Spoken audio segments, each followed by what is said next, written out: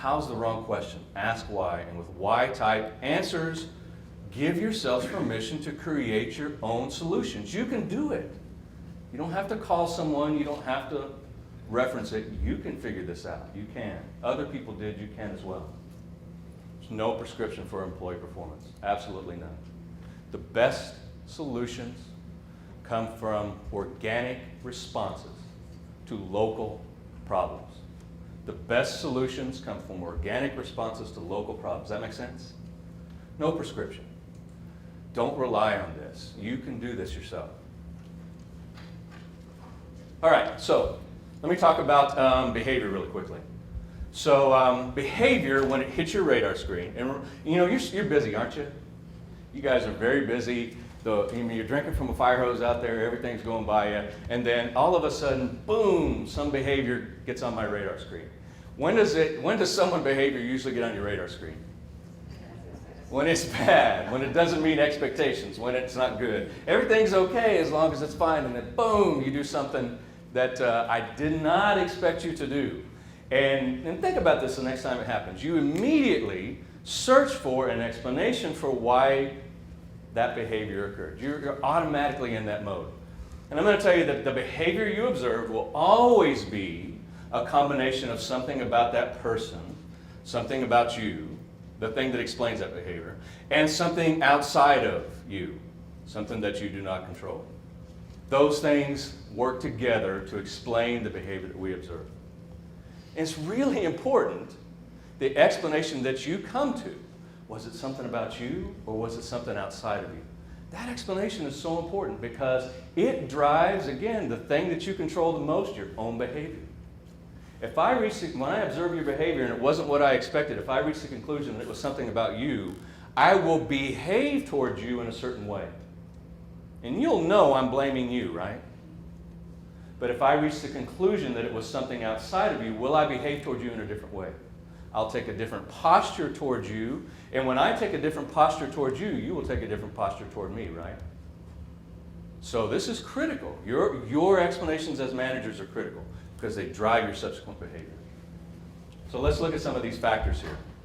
Some of the behaviors. This is what we want, right? We want this stuff. We want performance-related behaviors. We want people to help. We want them to be nice to each other in the workplace. We want them to show up on time and not withdraw. All of these things are things that we want. Are these system factors important? Do these have a big impact on behavior? Huge, aren't they? Policies, procedures, rules, staffing, rewards, performance evaluation. All of those are big. And then these person factors over here, personality, attitudes. Those are the things inside of the individual. Let's talk about the big two, because as you go about, I know this from experience and you have heard it as well, when you are managing people and talking about why people do the things they do, you often hear these terms personality and attitude, right? So let's talk about personalities and attitudes. So, I'm going to ask you here in just a second, which is a better indicator of job performance? Okay, so I just asked you, and you get personality. You know what a personality is? Someone tell me what a personality is. They're supposed to be important. And since they're supposed to be important, we should know what they are. What is a personality? Or tell me something about it. Yes, ma'am. Like you're extroverted or introverted. Okay. That's a very common way to think about personality. You're extroverted, you're introverted, open to experience. They are relatively stable. They don't change very much over time. We don't really need to worry about where they came from. Part of it was some genetics, and then there was some environment. Doesn't really matter to us because by the time they show up in our workplace, they got them, right? They got that personality. That personality is not going to change. You are not going to change that personality in the workplace. Let's put it that way. All right, so since attitude is so important, tell me what an attitude is. Careful. Attitudes are based on perception. They are. What are they? Attitudes are based on an evaluation of things in the workplace. They are also relatively stable, which is a good news.